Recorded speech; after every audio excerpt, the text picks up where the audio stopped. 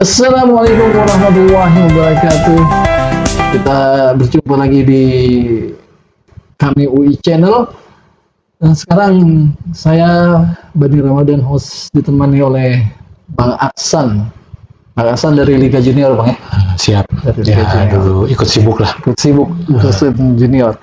Dan kita akan membicarakan Piala Dunia yang di depan mata ini kayaknya sudah ditunggu-tunggu oleh ratusan juta penduduk Indonesia, di mana sebentar lagi Indonesia akan masuk putaran ketiga ini melawan Bahrain Dan Cina ya. dan Cina.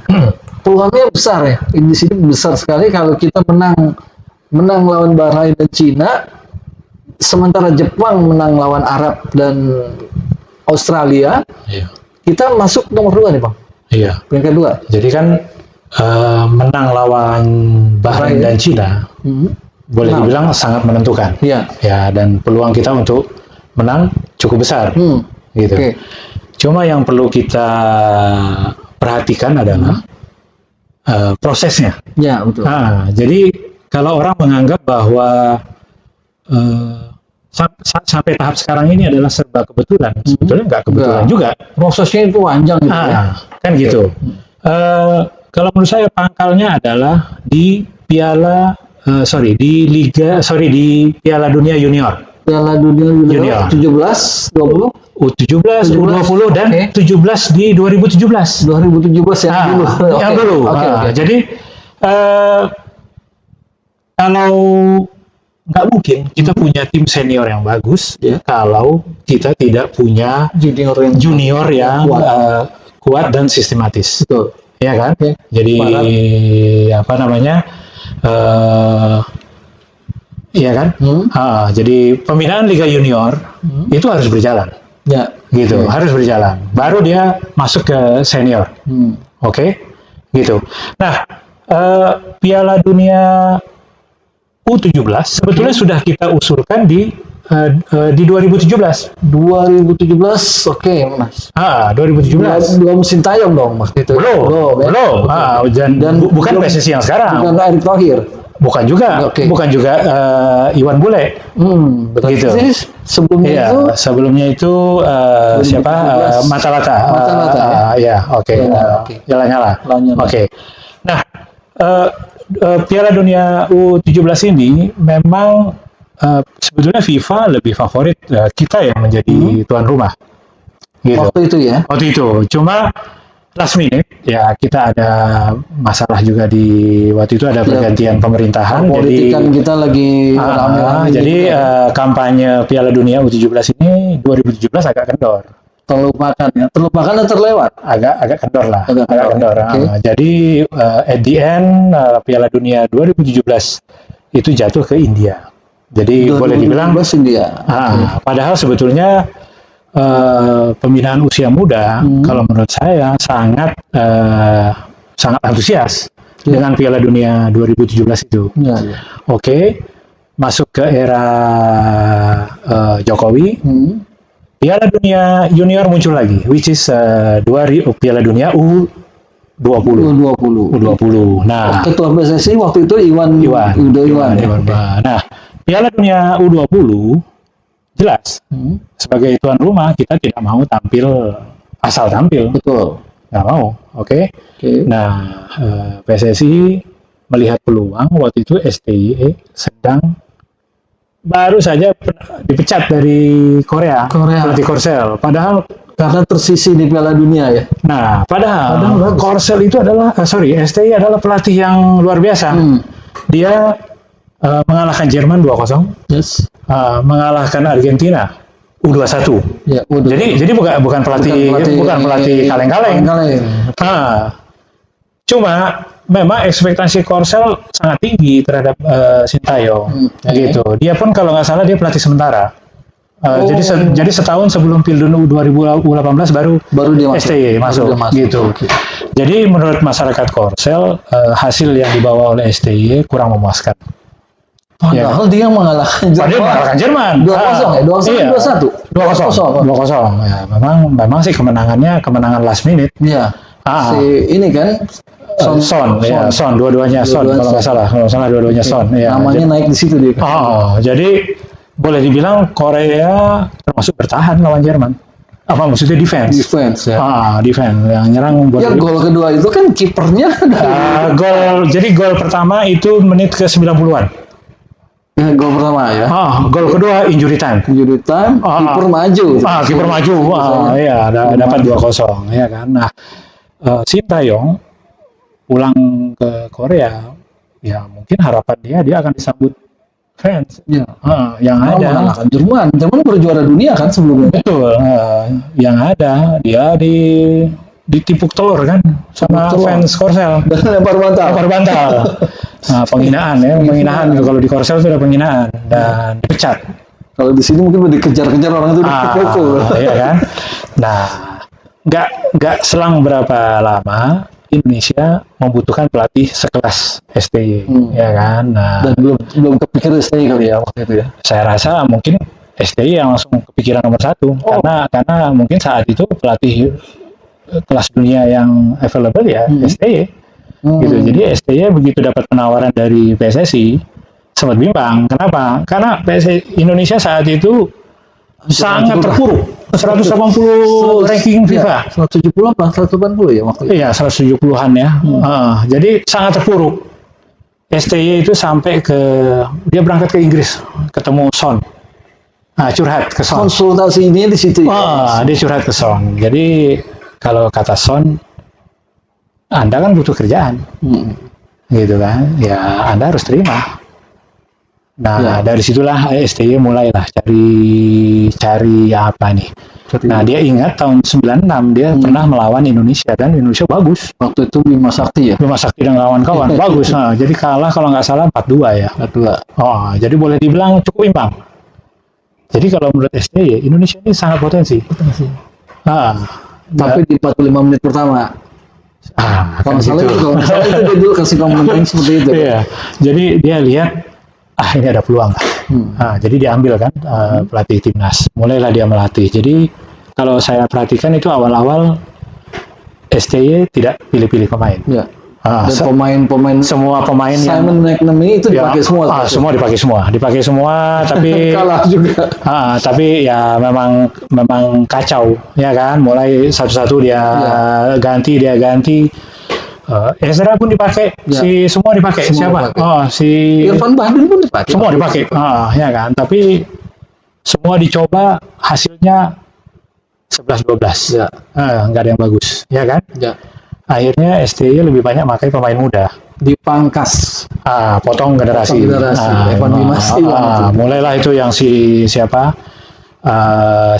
Arhan segala macam. Jadi muda semua, mulai banyak muda-muda. Terus si Elkan Bagot dan lain-lain. Hasilnya nggak beda jauh.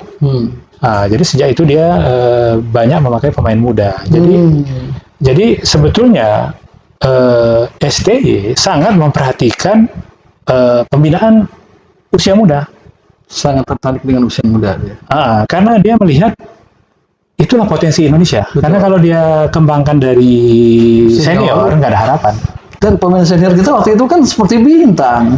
Iyalah, bintang seperti bintang, tapi kalah melulu. Tapi jalannya kemana-mana kayak pemain bintang kalah melulu, ya kan. Dan susah diatur. Betul. Nah, STY melihat pemain-pemain muda ini potensi dia kembangkan, ya kan. Tapi masalahnya yang tantangan dia adalah Piala Dunia U20. Ya. Waktu itu. Nah, Piala Dunia U20, tim yang dikembangkan STY waktu itu kan dia juga ikut yang Toulon. Ya. Toulon.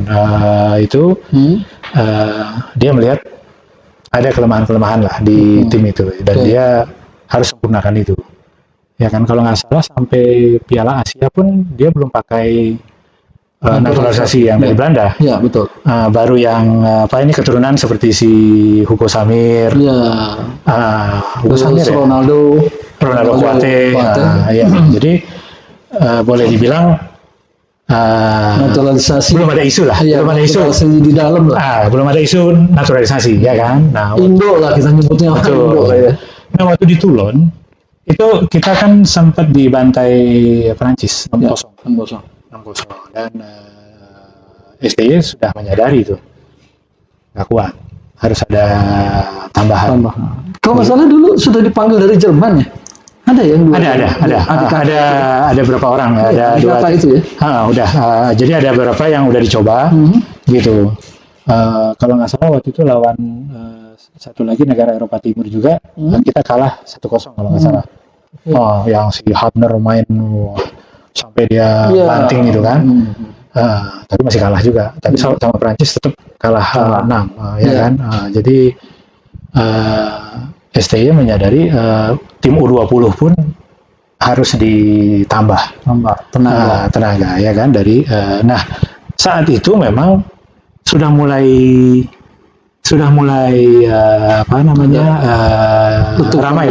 ramai lah tentang naturalisasi ini.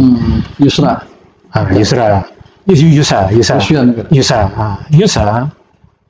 itu kan hampir semua angka yang bermain sekarang di tim lawan Bahrain ini itu rata-rata kan usianya 22. Ya. 3-4 tahun yang lalu mereka masih baru lulus akademi. Ya, betul. Tapi PSSI dan USA sudah di-tag mana pemain-pemain yang bagus. Begitu. Data ya. Sudah ditawarin. Termasuk si Hilgers sudah ditawarin. Hubner pun ditawarin waktu itu dulu. Hubner kan kemudian. Tapi dia nggak mau waktu itu kalau nggak salah. Oh iya, Hubner pun masih susah lah waktu itu kan. Tapi si Hilgers nggak mau. Ya kan. Lalu ada pemain-pemain yang lebih senior lah, nggak mau. Si Jordi Brehman juga nggak mau. Ya. Jadi boleh dibilang belum dapat lah, karena memang mereka mungkin Emil Adiro waktu itu Emil Adiro juga nggak mau. Kenapa ya? Karena Indonesia di mana gitu, ya kan? Di Asia aja enggak, kan gitu. Ya wajar waktu itu. Ya kan. Nah, dengan berproses waktu ini pemain yang ada cukup baik di Piala Asia. Ya. Walaupun kita ikut di Pildun, Bagot udah masuk ya? Bagot kalau nggak salah nggak di U20. Di U20 ya? Bagot langsung ke senior. Senior ya? Dia langsung ke senior, iya langsung ke senior. Kalau nggak salah dia sempet waktu kalau nggak salah di 20 yang gagal itu dia masuk deh kayaknya. Oh gitu ya. Kalau yang setahu saya yang lawan Irak 2022 nggak ada Bagot. Ya, lawan Irak nggak ada dia. Nggak ada Bagot. Itu sih. Salah zaman Bagas Bagus ya. Oke. Bagus ya. Ya mungkin lebih awal lagi ya. Mungkin lebih awal lagi. Nah, di yang U20 2022 kalau nggak salah lawan Irak yang kita kalah 1-0. Ya. Sebetulnya itu timnas sudah cukup solid. Artinya ini Piala Asia loh. Iya. Piala Asia. Ya kan. Tapi ya prestasinya belum terlalu belum naik. Iya, karena zaman Indra Safri pun kita dulu juga kalah sama Korea juga kalah. Bukan, sama Korea kita menang. Waktu U19 ya. Tapi waktu Piala Asianya kita kalah sama Australia 1-0, kalah sama Uzbekistan kalau nggak salah 3-1 kalau nggak salah gitu ya. Artinya nggak jelek banget, tapi ya tetap kalah. Nah, waktu STY U20 2022 ya mungkin sedikit lebih baik, tapi artinya juga belum signifikan lah. Kan gitu. Ya, yang jelas memang prestasinya terlihat banget di Piala Asia U23 2023 kemarin kan.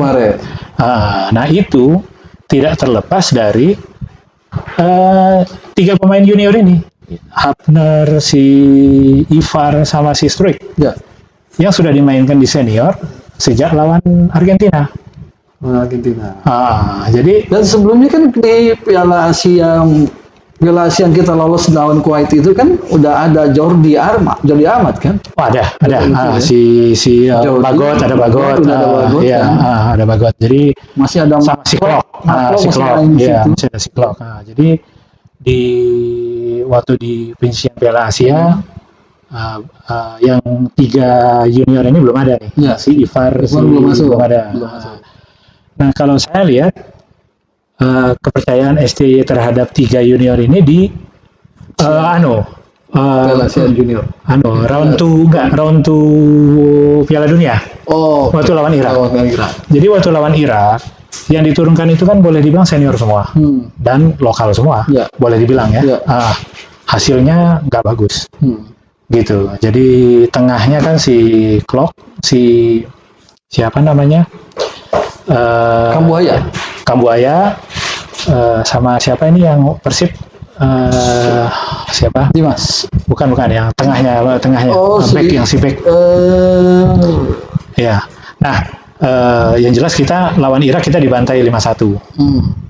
Nah, lepas dari situ, oke, lawan Filipina juga kita masih keberatan 1-1 waktu itu kan. Itu awal-awal ya, awal Piala Dunia ya. Ya, di Piala Asia itulah mulai ada perubahan. Ya.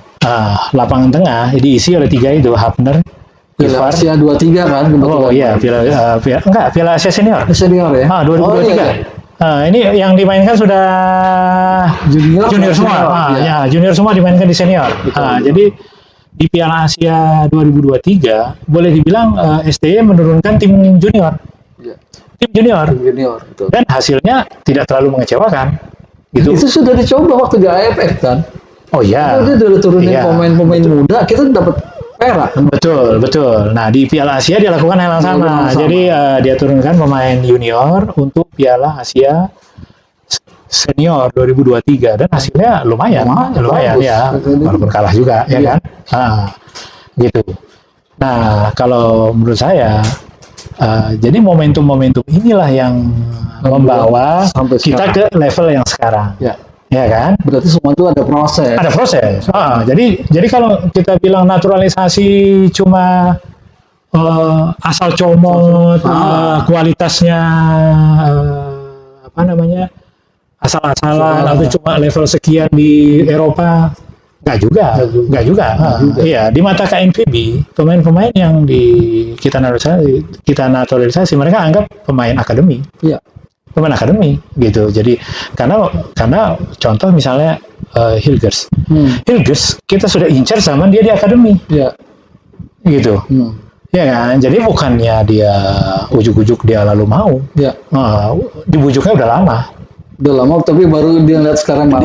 Momennya terbuka. Mungkin waktu dulu dia berpikir kalau gue sendirian nggak kuat nih. Betul. Setelah dilihat ada teman-temannya yang bisa kuat, baru dia betul. Jadi antusias pemain keturunan yang sekarang memang sejalan dengan ambisi lolos Piala Dunia ronde 3. Apalagi lawannya langganan Pilun semua kan? Iya, betul. Jepang, Arab Saudi, Australia, langganan Pilun semua. Ya. Dan dua itu Bahrain, Cina pernah ngalahin kita terus itu. Betul.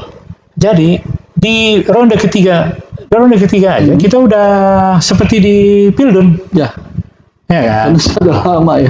Seperti di Pildun karena ini kan langganan Pildun semua. Ya. Artinya bagi pemain-pemain seperti Hilger. Iya. Jadi walaupun dia baru bermain di putaran ketiga, atmosfernya sudah Pildun. Atmosfernya sudah Pildun. Kan begitu. Nah, itu ya bagi kita itu blessing. Ya kan? Jadi dengan kita bisa memainkan pemain-pemain tambahan ini, peluang kita melawan Bahrain dan Cina cukup besar. Ya. Walaupun kita dulu pernah dikalahkan 10-0, mereka masih nggak itu. Betul. Tapi kan kita kan ngalahin Bahrain juga sebelumnya kan di 2007 ya. Jadi 2000 yang waktu kita kalah 10-0, saya pikir sih tidak terlalu harusnya tahun yang lalu lah itu harusnya tidak terlalu udah sangat beda sekali. Satu, yang kedua saya pikir Bahrain juga tahu asosiasi kita sedang bermasalah, gitu, dan pemain juga yang bermain sekarang juga tahu. Artinya kejadian kalah 10-0 saya pikir sih nggak relevan untuk menghadapi Bahrain sekarang. Problem lawan Bahrain ya kembali ke STY, taktik STY, gitu. Dari pertandingan yang sudah ada dengan materi pemain yang sudah ada, bagaimana dia bisa mengatasi Bahrain?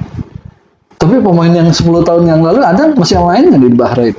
Kan sekarang dia senior semua yang turun kan di atas 30 semua. Dia pemainnya hampir rata-rata mungkin 30-an ya. Kipernya 30-an ya. tua, kipernya hampir 3. Saya pikir sih nggak ada ya karena Kipernya enggak. Kiper itu kan 36 langsung umuran Ronaldo. Kayaknya nggak ada. Nggak ada. Ya, memang pemain Bahrain. Oh ya, jangan lupa. Bahrain dari segi market value sebenarnya nggak jelek loh. Nggak jelek. Mereka kalau nggak salah Asia kemarin kan masuk juga deh. Enggak, dari segi value harga mereka sebetulnya hampir sebanding dengan kita. Kalau tanpa Hilgers. Kalau nggak salah dia di 300-an juga. Tinggi ya. Pokoknya dia cukup tinggi lah. Cukup tinggi. Kita kan sebelum Hilgers kita nomor 9. Ya. Sekarang dengan adanya Hilgers kita mungkin udah nomor 8. Jadi kalau dari segi market value kita layak lolos. Ya aja. Cuman ada nggak pemain Bahrain yang main di Eropa? Nggak Sekarang nih? Nggak ada kan? Nggak ada. Dia lokal semua. Tapi dari segi market value mereka cukup tinggi. Karena tinggi. Cukup tinggi. Kenapa tuh? Dia main lokal sebenarnya karena kelihatannya memang klub Arab kan klub Arab rata-rata bermain di liga top champion Asia. Ya. Jadi market value-nya tinggi. Itu ya. Mereka kan bermain di liga yang tinggi, yang top liga Asia di atas. Ya, jadi market value-nya cukup tinggi kan gitu. Nah, kalau Cina lagi jatuh nih. Lagi jatuh ya, dia. Satu. Yang kedua, Cina juga ada naturalisasi loh. Iya. Dari Brazil. Ada. Dan boleh dibilang namanya diganti tapi diganti. Iya betul.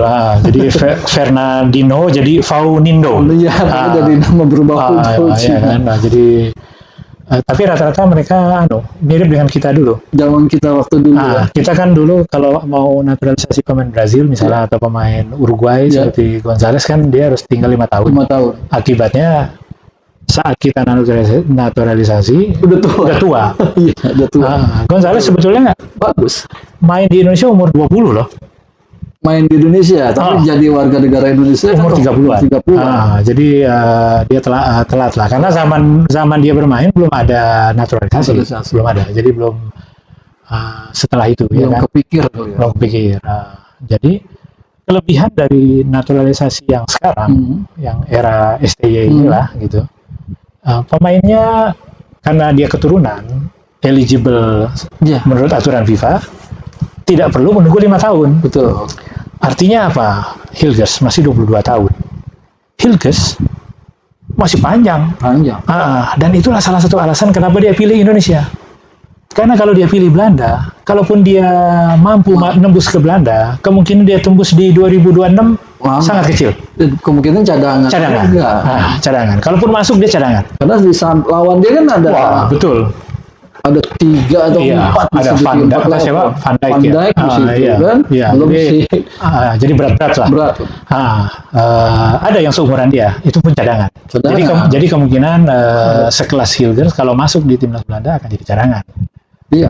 Akan lebih baik dia tampil bersama timnas Indonesia. Peluangnya lebih besar. Satu, tim inti.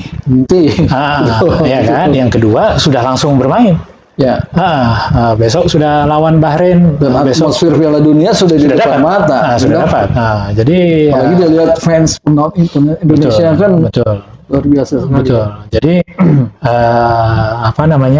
kalau menurut saya urut-urutan dari Pildun Junior itu membentuk timnas yang tangguh. Betul. Dan STY waktu itu sempat ada pengunduran kan. Piala Dunia U20 kan sempat diundur karena COVID. COVID. Itu memberi waktu STY yang tadinya tim U20 itu siap untuk bermain di tim U23, makanya tim U23 kita kuat di Piala Asia. Karena kita sempat berapa tahun STY ada extend kan. Jadi pemain-pemain ini membentuk pool pemain di U23. Dan chemistry-nya dapat. Betul, satu. Dan kalau kita hitung-hitungan umur saja, U23 2023. 2026 U26 dong. 26. Artinya ideal umurnya. Ideal, iya kan? Yang jadi masalah adalah kita harus lolos dulu Pildun. Lolos Pilbun mau tidak mau STY harus Cari yang siap untuk berlaga saat ini. Ya. Tanggal 10 Oktober kita udah harus lawan Bahrain. Gitu, dan Bahrain bukan juga tim kacang-kacang. Iya, Australia kalah sama dia 1-0. walaupun gol bunuh diri ya. Gol bunuh diri. Gol bunuh diri, tapi kan itu serangan Bahrain. Jadi nggak bisa kita bilang ya itu serangan Bahrain. Gitu. Artinya kalau kita lihat waktu dia kalah Bahrain waktu kalah sama Jepang 5-0. Sebetulnya babak pertama cukup imbang loh. Jangan dibilang 5-0 itu tim Bahrain sama Jepang itu lemah. Enggak, susah, dia kerja keras kok. Jadi babak pertama gol Jepang itu boleh dibilang keberuntungan. Handsball dan penalti. Backnya handsball di kotak penalti, gol. Jadi 1-0 babak pertama kan? Ya. Belum ada masalah. Babak kedua baru mulai kebobolan lagi Bahrain. Di sinilah kacau. Bahrain mengganti pemain 3 sekaligus. Nah, ini kuncinya juga. Iya, baru main babak kedua langsung ganti 3 pemain. Kalah. Jadi dia kalah dia kebobolan di babak pertama kalah 2-0. Panik. Pelatih dia ganti pemain 3 sekaligus. Ya, rupanya inilah kelemahan Bahrain. Pemain cadangan Bahrain tidak sebagus tim intinya. Ya kan? Ya. Jadi kalau Indonesia mau ambil kemenangan dengan Bahrain, ini yang cetak gol dulu. Kalau bisa jadi begini, kemungkinan di babak kedua kita harus hajar dia. Begitu. Iya. Bukan lebih bagus cetak gol dulu, karena dia karena kita juga punya masalah yang sama. Kita tim inti kita dengan tim cadangan kita jomplang. Kita di babak kedua cenderung turun. Ya, sebab kalau Bahrain kalau dia menang duluan, dia akan gaya-gaya dia main dengan tidur-tiduran, dengan gaya-gaya Arab lah, biasa seperti itu. Iya, tapi kalau kita masuk duluan kayak Jepang nggak gol duluan, tapi problemnya sekarang Bahrain itu mirip sama kita. Pemain cadangannya tidak sebaik pemain intinya. Ya kan? Bagaimana cara STY bermain? Gitu. HY stamina 60 menit. Ya. Kalau dia baru dapat klub kan gitu ya sebenarnya. Kalau HY kita mainkan dari awal, kemungkinan habis. Di babak kedua kita sudah nggak bisa jebol Bahrain. Ya. Makanya lawan Australia HY dimainkan di babak kedua kan? Karena saya pikir taktik STY untuk ngejebol Australia di babak kedua. Tapi itu kita kecolongan juga karena terlalu speednya terlalu tinggi tuh. Kalau saya bilang waktu lawan Australia yang pertama-tama ya awal-awal temponya terlalu cepat. Nah, kalau lawan Australia saya lihat problemnya Paes. Paes terlalu banyak memainkan long ball. Tidak build up. Gitu. Mestinya kita build up aja. Gitu seperti Hernando. Ya kan. Jadi kenapa? Lawan Australia jelas Australia menang postur. Jadi bola long ball. Karena kita mau main build up, rumputnya kan begitu nggak mendukung juga. Di Senayan waktu itu tapi kita nggak ada pilihan. Kalau kita long ball, hilang bola. Jadi di menit 15 sampai 30 Australia, kita dihajar terus. Kenapa? Setiap kali si Paes dapat bola long ball, otomatis jatuh ke Australia, diserang lagi. Jadi kalau menurut saya Paes harus bermain build up aja, konsisten aja. Ya mungkin kalau awalnya dia mau bermain build up, tapi melihat kenyataan rumput yang kan nggak mungkin rumputnya. Kalau kita main bagus, kalau pemain kita saya perhatiin, kalau main di luar lebih bagus. Kenapa? Karena lapangannya lebih bagus, aliran bola lebih gampang. Kita kan main bola lebih cepat gitu ya. Jadi itu menurut saya problemnya. Lawan ini lawan Saudi dan lawan Australia.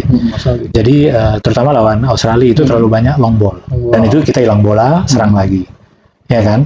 Nah, Bahrain, jangan salah, Bahrain itu cenderung kalau bermain dengan tim kuat seperti Saudi, mereka itu cenderung bertahan. Ya. Ya, mereka cenderung bertahan, tapi bertahannya Ya. high defensive line, Ya. tinggi, dan kalau ada kesempatan mereka long ball, langsung sprint. langsung sprint, ya kan? Dan mereka kalau nggak salah dapat lawan Irak juga mereka pernah dapat.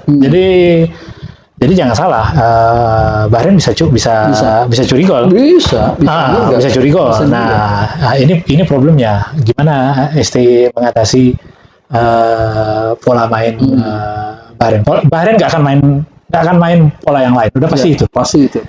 Karena materinya itu, cara mainnya itu, ya kan? Nah, dia punya defense bagus.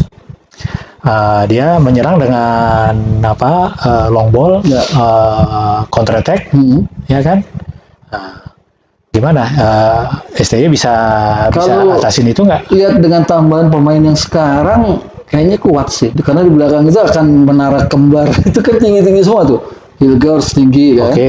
Ada Bang J juga tinggi. Tapi balik lagi, kuncinya di mana? Di lapangan tengah kan? Lapangan tengah. Lapangan tengah. Kita cuma punya Haye yang sudah matang.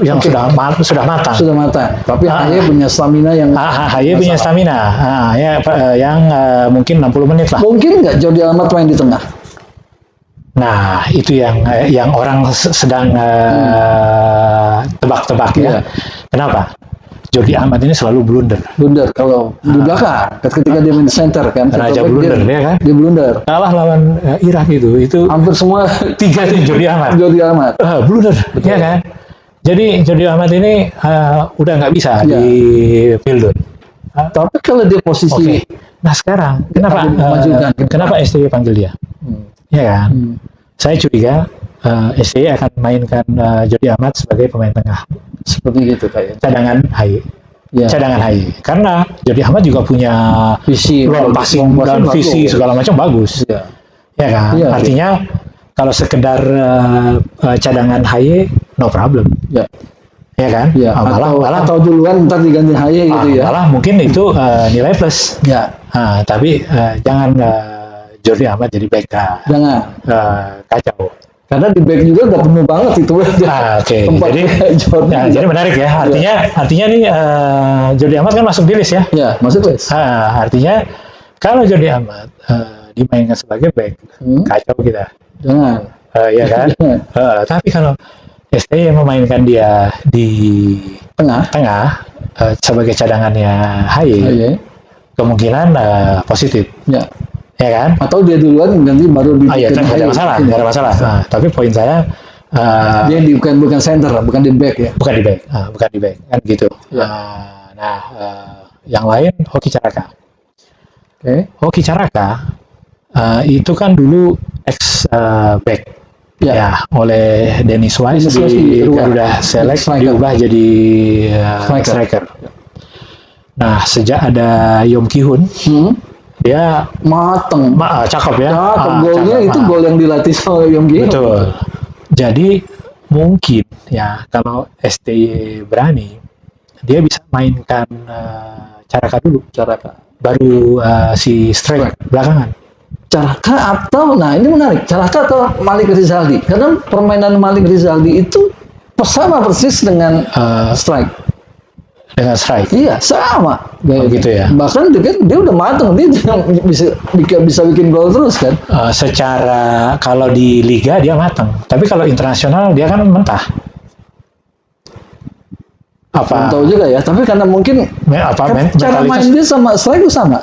Sama suka nyari ruang gitu kan, makanya STY itu lebih suka sama dia. Begitu dia sembuh dari cedera, dia yang dibawa ketimbang Sananta gitu. Karena gaya main dia sama dengan strike.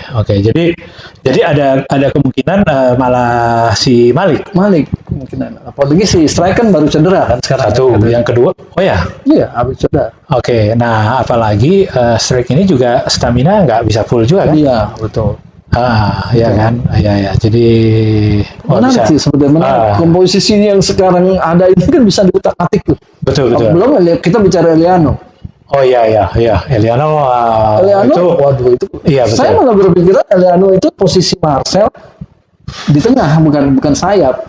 Oh, jadi ganti Marcelino ya? Iya, Oke, ganti oke. Marcelino, Ya, posisi atau di ganti tengah. Witan. Ganti Witan. Iya, iya, siap. Oke, oke. Dia bisa di mana-mana kan, kecuali Oke, kiper ya. Dia oke. bisa ditaruh Oke. di mana.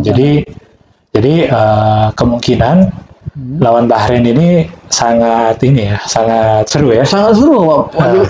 Yang enaknya Sintayong itu punya banyak materi. Ah. Dia begini, dia Oke. begini, dia main ini, dia ini. Nah, kembali ke masalah Jordi Amat. Nah, mungkin nggak STY blunder pasang Jordi Amat Jordi sebagai Amat back? juga. Masalah Jordi ini pengalaman ya. Jadi kan Sintayong butuh pengalaman dia. Ya, itu emang yang lain nggak pengalaman, si Hilgers, si Izes. Ya kalau pengalaman masih tinggi Jordi, cuman memang blunder dia itu selama ini ada. Ya, Tapi, jadi sekarang pertanyaannya mungkin nggak STY blunder pasang Jordi Amat jadi back? enggak. Kalau melihat materi back yang ada sekarang kayaknya Jordi Amat enggak Gitu. akan jadi center back ya. Saya lebih berpikir dia akan main di tengah. Karena di tengah itu kemana ada HY, Nathan, Oke. terus Justin ya. Iya, iya. Terus satu lagi siapa? Kayamba. Ini kakak Ricky. Kambuaya. Si Kambuaya. Iya, iya. Iya, Iya, iya. Nah, sekarang problem STY adalah di pergantian pemain. Dengan pemain. Jadi siapa pemain cadangan yang akan dimainkan, terus kapan? Kan Ya, itu, betul. kan itu. Kalau saya lihat waktu lawan Australia, agak blunder. Ya. Waktu dia turunin Arhan, kalau nggak salah STY sempat kasih alasan. Dia mungkin mengharapkan si Arhan itu yang lemparan jauhnya dan itu, ada serangan ke kiri itu lebih tertutup. Tapi kan pada dasarnya Arhan nggak main tuh lawan Australia, nggak kelihatan. Iya.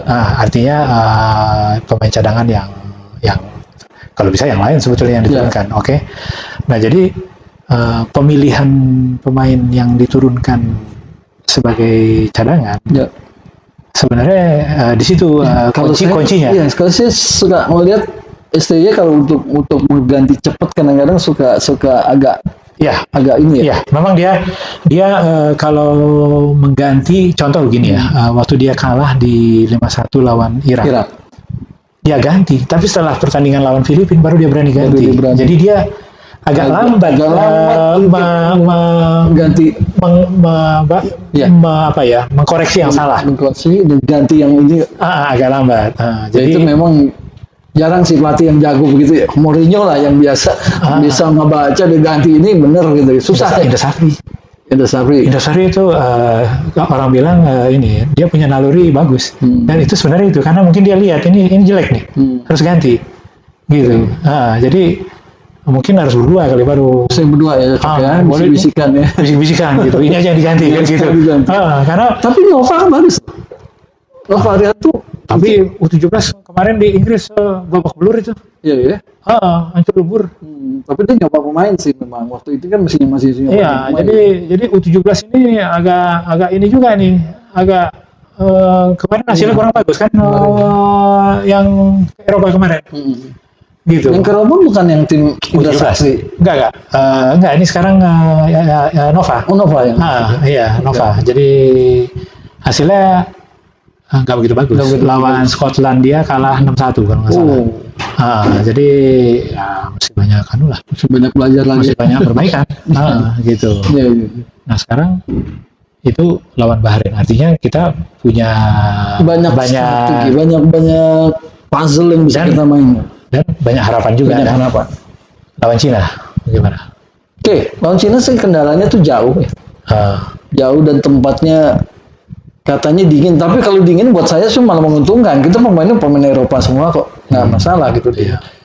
Yang jadi masalah sekarang justru mereka menganggap keluar kan sepentingan bahwa naturalisasi kita kemarin itu mau dipermasalahkan sama mereka. Kalau menurut saya itu apa yang itu kok legal tuh udah tantangan kalau menurut saya itu no issue lah. Kenapa? Pengurus PSSI udah declare bahwa urusan Hilgers dan kan yang diperkirakan kan dua itu, Eliana itu sudah beres. Sepanjang sudah beres dengan FIFA, ya sudah tidak ada urusan sama Cina, tidak ada Itu urusan. hanya cyber aja. Betul. Nah, kalau yang saya amati dari Cina, sebetulnya Bahrain juga sama. Bola atas. Bola atas. Jadi waktu Cina lawan Arab Saudi, gol-gol Arab Saudi dan gol-gol Cina itu semua sundulan dari tendangan pojok. Dari tendangan pojok. Indonesia kita belum lihat kemampuan bola atasnya. Sebenarnya udah pernah dipraktekin sih. Tom Hayo waktu mengisi umpan ke Bang J. Si J. Ya kan. Tapi yang lain-lain belum kelihatan. Ya. Ridho malah bagus loh. Ridho. Oke. Ya. Nah, sementara Saudi dan Cina sudah nunjukin kemampuannya di bola-bola atas. Bola-bola atas. Jadi Saudi dan Cina, kalau nggak salah 2-1 ya, itu tiga-tiganya bola atas dari corner. Bola corner. Jadi gol Saudi, baik gol Cina. Betul. Jadi kemungkinan ancaman terbesar kita dari Cina adalah corner bola atas. Corner bola atas. Oke. Gitu. Nah, gimana? Apakah tim kita ready adu bola atas? Kalau saya pikir dengan materi yang sekarang ready. Ada Paes di belakang, ya kan? Bang J dengan terlatih di Serie A-nya. Ya. Nah, ada Hilgerts. Ya. Kalau di luar itu saya pikir Cina akan kurang lebih selevel dengan Filipina. Filipina. Jadi di luar yang bola atas ya. Kalau permainan saya pikir akan selevel Filipina ya, walaupun juga nggak perlu terlalu overconfident juga gitu ya. Kita lawan Filipina, kita kurung habis Filipina. Ya. Jadi seharusnya lawan Cina kita bisa melakukan hal yang sama. Ya idealnya gini, kita lawan Arab aja di tempat yang stadionnya bagus, main bagus kita. Iya, artinya lawan Cina ball position kita harus menang, lapangan tengah kita harus menang, serangan juga kita harus menang. Gitu, ya kan? Tinggal masalah finishing. Betul. Gitu. Nah, masalah dia ada serangan balik, kemungkinan ya lewat corner. Ya bisa. Gitu. Kemungkinan lewat corner, gitu. Ada nggak pemain Cina yang tinggi banget gitu seperti itu? Kalau tinggi mereka semua rata-rata tinggi. Tapi itu kan udah bukan isu bagi kita sekarang. Biasa. Pemain kita juga tinggi. Kita tinggi gitu. Maksudnya yang seperti pemain Australia yang seperti Monster. Kayaknya enggak. Bahrain ada. Bahrain ada tapi enggak seperti Australia lah. Enggak seperti siapa itu namanya? Ya, Hari Suter. Hari Suter. Monster. Iya. Tapi lompatannya sama Verdon kalah gitu ternyata. Gitu. Malah Verdon lebih tinggi. Jadi sebetulnya begini, kalau saya lihat, STY kan sudah undang Yong Ki-hun untuk pelatih khusus striker gitu. Kenapa dia nggak undang Bambang Pamungkas gitu? Suruh latih bola atas semua tuh. Gitu. Ya, mungkin gini, kenapa dia ngambil Korea? Karena dia belum lihat pemain Indonesia yang bisa menularkan ilmunya. Gitu ya. Kalau Yong Ki-hun kan dia memang terbukti. Gitu. Hoki ibaratnya hoki cara kaji udah tahu cara ngegolin gitu dengan diajarin dengan benar-benar itu kan yang di golnya hoki itu yang diajarin dia. Karena bola atas itu bukan cuma Cina. Iya. Arab juga ngandelin bola atas. Gitu. Arab kan bisa kita redam. Iya. Iya, dan mereka kayaknya juga nggak coba-coba bola atas tuh. Kayaknya udah tahu, udah tahu nggak ada peluang juga kayaknya. Iya. Betul. Jadi sebenarnya peluang kita untuk lolos ini Oktober ini ya peluang. Iya. Karena Arab ketemu Jepang, Australia ketemu Jepang, mereka udah saling bunuh-bunuh kan? Iya. Harus bunuh-bunuhan gitu. Iya. Jepang ketemu Arab di Arab ya. Di Saudi Arabia. Kalau nggak salah. Karena itu sejarahnya susah juga tuh. Stadion King Abdul Aziz itu susah dikalahkan. Dari dulu. Dari dulu juga Jepang pernah kalah juga di sana. Berarti kita hebat dong ya. Hebat. Kita makanya dibilang main sini jangan main-main sama Indonesia. Iya. Saya udah lihat Indonesia dari dia Jepang dari Piala Asia kemarin. Sebetulnya banyak juga loh. Blunder gitu ya. Dia kan kalah sama Irak. Ya, 3-2. Jadi Ya. artinya Jepang ini kelihatannya sangat super ya, lawan Bahrain, lawan Cina. Tapi Tapi menghadapi tim yang lapangannya tengahnya bagus, Jepang itu bisa kalah. Bisa kalah juga. Bisa Lawan kalah. Arab ya. Lawan nanti dia kena ketemu Arab nanti. Lawan Irak dia kalah loh 3-2. Lawan Irak kalah. Irak lapangan tengah bagus loh. Bagus. Tapi lapangan tengah Irak dengan kita Iya. oke loh kan kita. Di sini seimbang nih kemarin. Betul. Artinya kemungkinan lawan Jepang pun bisa nyolong-nyolong draw. Bisa ya? Iya, bisa. Jepang itu bukan tim yang tidak bisa. Iya, bukan seperti Argentina, bukan seperti Brasil bisa kalah. Makanya Argentina aja kalah sama Arab Saudi. Iya. Ya benar. Iya, jadi ya kalau harapan cukup besar ya kan? Harapan cukup besar gitu. Makanya Erick Thohir juga nggak terlalu membebani, dia cukup 4 diulang kan, bisa 3-1 bagus, bisa menang 2 kali, 3-3. Maksudnya menang 4 kali. Menang ini aja lah 2 kali, 3 dan 1 poinnya. Oh, itu poinnya 4. 1 menang, 1 seri kata dia untuk yang Oktober ini ya. Gitu. Jadi target dia yang penting jangan kalah dan jangan seri dua-duanya. Berarti apa? Bahrain dia seri. Terserah mau Bahrain atau Cina, pokoknya kita dapat seri 1, menang 1. Target dia gitu. Jadi 4 kita dapat poin. Ya, minimal kita menang 1 lah. Menang 1.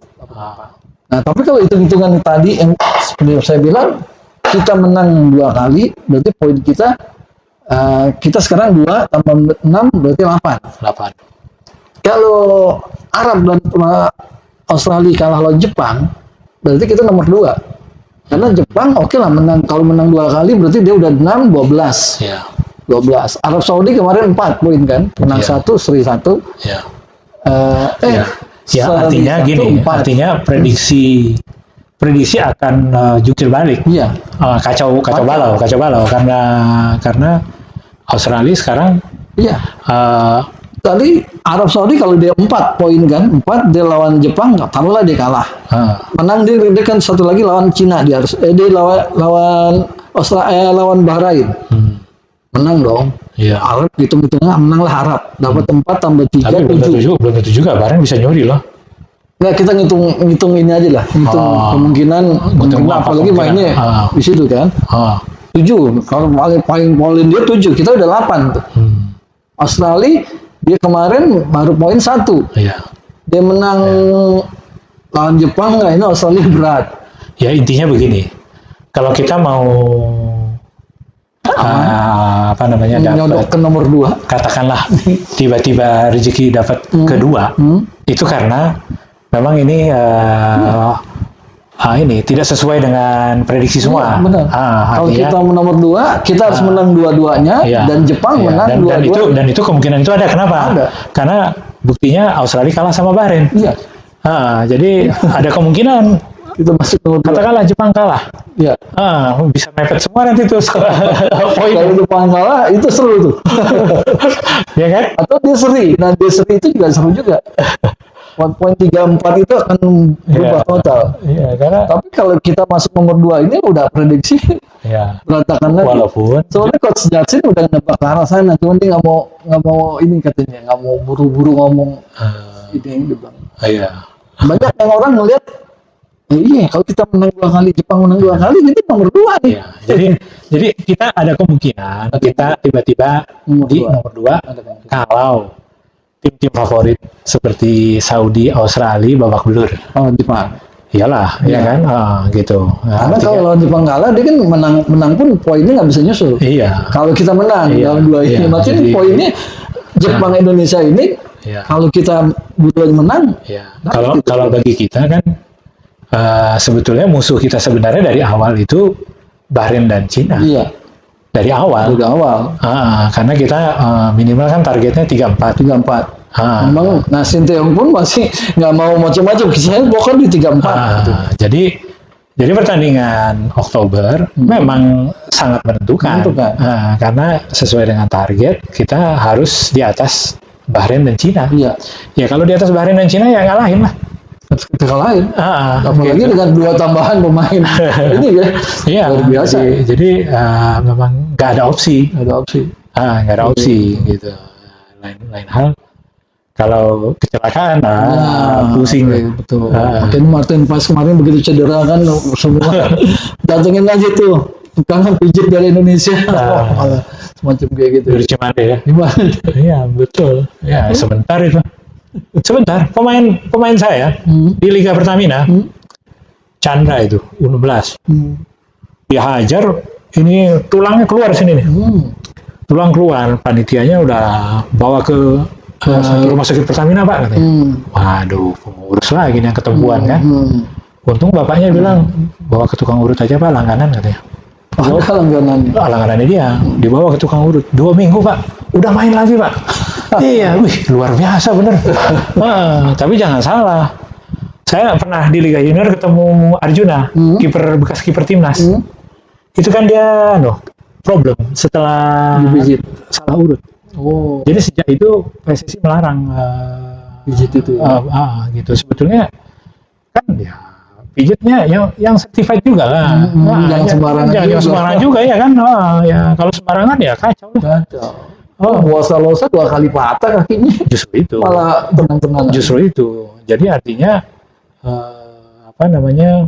Benar juga itu kalau Cimande datang, Pais sebentar itu selesai. Tapi kan udah latihan lagi. Udah ada latihan lagi. Artinya dia bisa telat datang dong. Dia kemungkinan main ke tanggal 7. Ya, kemungkinan mereka datang kan sekitar tanggal 8-an ya. Tapi kan dia berangkat sih. Oh, udah berangkat? Udah berangkat, Oke, ya. Enggak, karena gini, kalau dia dimainkan lagi, artinya berisiko juga buat kita. Lagi. Karena kemarin katanya si Pais cedera, itu katanya ini Klubnya ngasih keuntungan juga buat kita. Ya. Dan Jadi klubnya juga kan memang udah ngasih biar langsung berangkat. Betul, artinya dia tanggal 7 tidak main. Oke, dia nggak main tanggal 7 ya? Kayaknya udah nggak main. Tapi dia ikut latihan. Oke. Jadi kemungkinan besar kiper utama masih Pais ya? Masih Pais. Gimana kalau Nando? Nando bagus sih sebenarnya ya. Nando bagus. Cuman tetap kiper itu saya berkeyakinan harus tinggi. Berapa kali dia penalti atau bola itu dia nggak dapet bola yang itu. Oke. Kalau dia tinggi dapet. Sebenarnya timing segala macam udah dapet ya. Cuma bisa baca serangan karena tingginya cuma segitu, bolanya kan hebat. Gitu kan. Iya, jadi kalau bola sangat di pojok udah pasti nggak dapet. Nggak bakal dapet dia gitu. Nah itu ke satu. Nah kalau si siapa? Nadia bagus bola-bola itu, tapi kemut-mutan main. Nadia ini kemut-mutan. Malah saya sebenarnya cenderung kiper Indonesia yang lokal tuh Adi Satrio. Adi tuh tenang main. Tenang main. Iya. Tapi oke lah, cukup lah dengan 3 kiper yang kita punya ini, itu udah bagus. Ya kan? Nah, kalau kembali ya, itu kan pemain-pemain seperti Miss Hilger dan lain-lain, itu adalah hasil pembinaan sistematik dari Belanda. Ya, betul, kan? betul. Kenapa kita nggak punya pemain seperti itu? Punya. Nggak ada, karena kita tidak ada pembinaan yang seperti itu. Nah, itu masalahnya. Kalau dibilang punya, pasti punya. Cuma pembinaan untuk sana nggak ada. Contohnya kita dari junior kan banyak yang bagus-bagus. Main dulu sempat Piala Danon segala macam itu kan masuk tuh kan. Iya. Tapi begitu naik, Nah, itu yang jadi masalah. Jadi kenapa STY terpaksa mengambil pemain hasil binaan akademi Belanda? KNVB? Gitu kan, dan terbukti bagus. Memang bagus. Kenapa? Karena memang di youth development KNVB itu berjenjang kompetisi, ya kan, dan sampai usia dari U11-nya, 12 terus sampai 17, 19, ya kan, 15, 21. Ya kan, itu mereka terus ada kompetisi yang didukungnya. Kompetisi ya. Jadi ada liga. Ada liganya. Kalau di Belanda itu ada 6 region. Masing semacam provinsi lah. Ya. Masing-masing region itu punya liga masing-masing. Untuk setiap kelompok umur. Karena di Belanda tidak sebesar Indonesia. Dia seluas Jawa Barat. Jadi mestinya Jawa Barat itu meniru KNVB. Semua provinsi kali ya. Setiap provinsi meniru KNVB. Itulah sebenarnya konsep perserikatan yang awal. Cakep tuh. Gitu loh. Betul. Ya kan? Nah, yang terjadi di Indonesia sekarang adalah SSB pembinaan usia muda jalan itu swasta. Ya. Inisiatif swasta, orang tua, ya kan? Betul. Sampai umur berapa? paling senior Liga Kompas U14. Belakangan memang setelah Liga Junior Indonesia stop, Liga Junior Pertamina stop, muncul Liga Top Skor. Liga Top Skor. Tapi Liga Top Skor U18 juga angin-anginan, ya kan? Jadi boleh dibilang maksimum itu di U14, 14-15 itu udah berat. Kenapa? Karena memang SSB ini secara alami tumbuh sampai usia segitu. Ya. Betul. Sekarang problemnya adalah setelah dia U15, ada nggak kompetisinya? 15, 17, 19 sampai 21, di mana kompetisinya? Ya. Nah, ini yang jadi masalah. Betul, Karena kita tidak punya pemain-pemain ini, kita cari dari Belanda. Ya. Gitu. Anggap aja itu akademi kita kan? Akademi kita. Nah, jadi sepanjang kita tidak punya akademi seperti di KNTB, kita akan terus ambil dari sana. Kan gitu. Dan beberapa pengusaha kan udah beli klub-klub sana ya. Oke, nah termasuk Garuda Select. Garuda Select itu kan Komo. Ya. Jadi U16 lanjutan dari Top Skor. Nah, jadi dan hasilnya bagus. Hasilnya bagus. Hampir semua sekarang pemain-pemain junior yang ada di liga itu adalah Garuda Select. Ya. Artinya udah kelihatan lah. Bayangkan kalau misalnya di setiap daerah ada pola-pola liga seperti itu. Ya, dan saya juga sepakat itu. Apalagi dulu Gonzales juga sempat ngomong, ini Indonesia bukan negara, itu udah seperti benua. Betul. Karena kita mau main, kalau Chelsea ketemu Liverpool, satu kota kan naik bis nyampe. Betul. Ya. Jangankan Chelsea Liverpool, Inggris ketemu Prancis, betul. Naik bis nyampe. Ya. Tapi Liga kita ya. Persiraja Banda Aceh yang mau ketemu Papua Persiwa 5.000 kilo itu sama dengan Jakarta Jepang.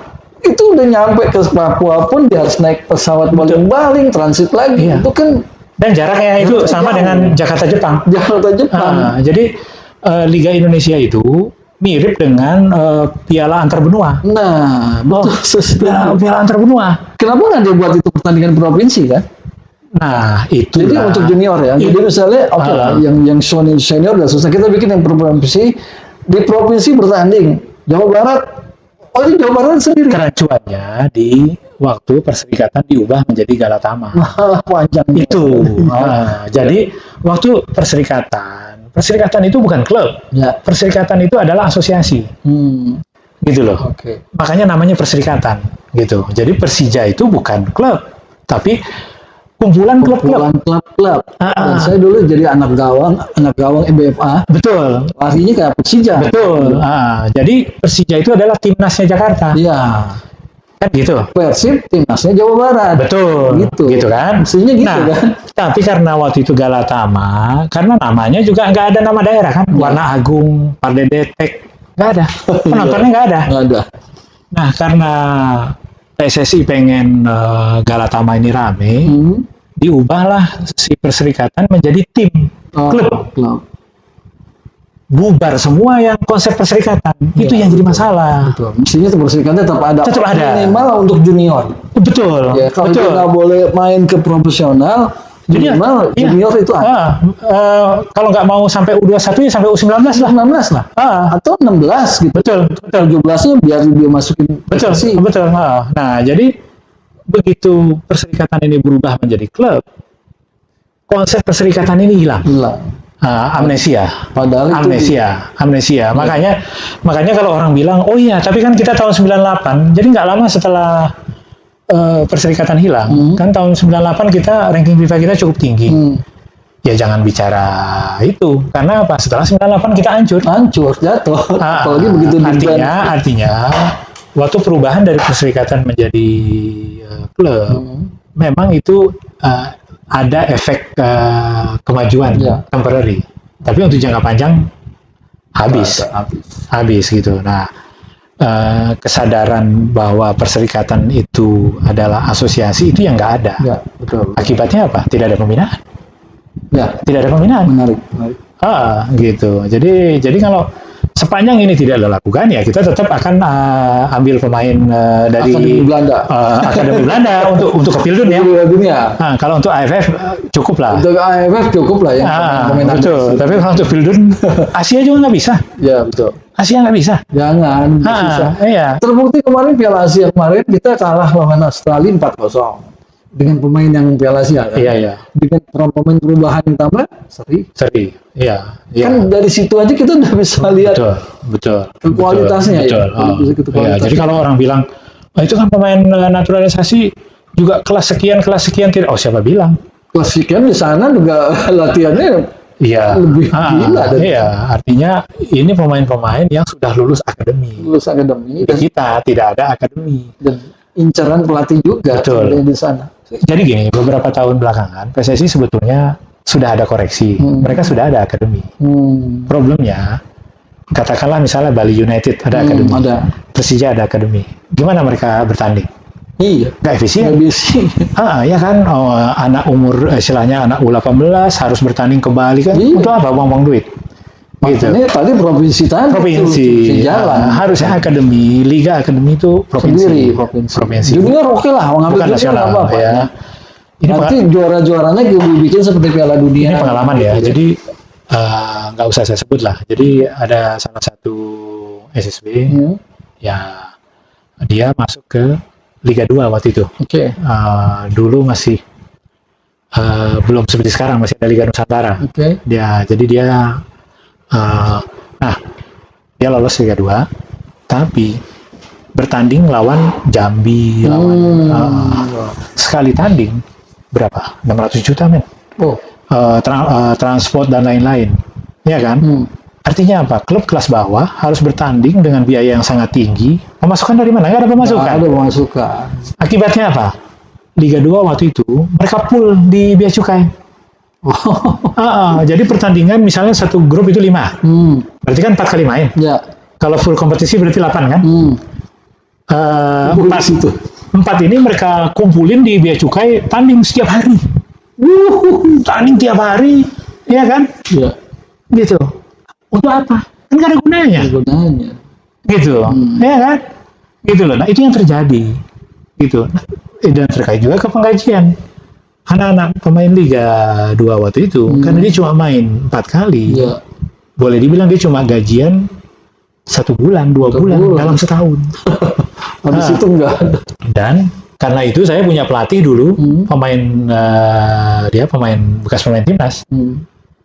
Dia ditawarin main di Liga 2. Dia nggak mau. Dia mau melatih SSB. Gajinya juga nggak seberapa. Karena waktu itu kita udah hitung-hitung nggak cukup buat gaji dia lagi karena udah pas-pasan lah. Saya bilang udah gaji ya namanya nggak usah saya sebut juga lah, udah almarhum juga dia sekarang.